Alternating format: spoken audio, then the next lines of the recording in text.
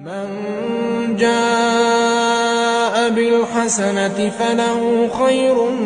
منها وهم من فزع يومئذ آمنون ومن جاء بالسيئة فكبت وجوههم في النار هل تجزون إلا ما كنتم تعملون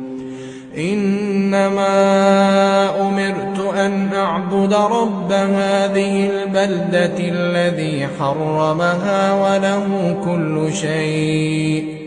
وأمرت أن أكون من المسلمين وأن أتلو القرآن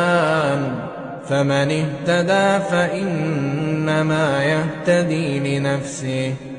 ومن ضل فقل إنما